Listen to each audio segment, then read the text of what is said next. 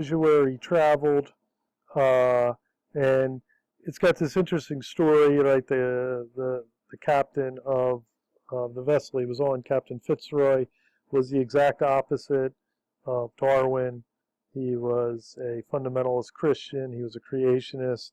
He was an aristocrat and a proponent of slavery. And Darwin was the exact opposite. And so it's a nice little comment there, you know. So Fitzroy is mutaphobic. He's against anything that changes, right? And Darwin's mutaphiliac, right? He's a lover of change, right?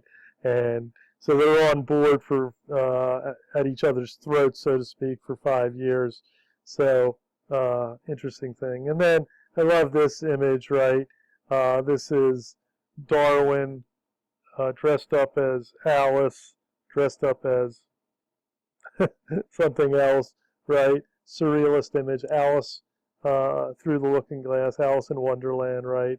That he's, you know, this voyage is he's going down the rabbit hole, right?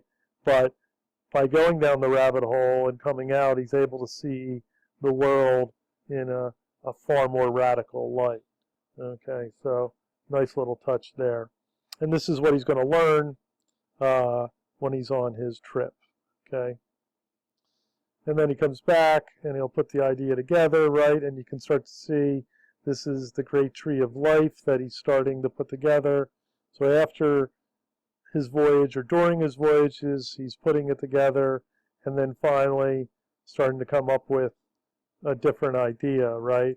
So at first he comes up with the great tree of life idea, right? But the question after that is, he's sort of got the evolutionary map right? He's gone from the great chain of being to the great tree of life, but he's got the map right, but now it's like, well, what's going to be the mechanism for evolution, right? That's what people had not figured out, and that will be natural selection, and that's what he's going to figure out in the next pages here. So we'll go over this, you know, again, read it on your own. Remind yourself of the biology class that you had in high school, right?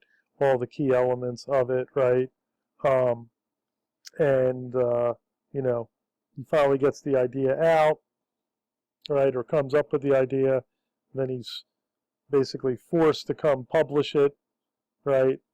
And it's published in 1859. That's the text that we will read, okay? Now, go to the next one.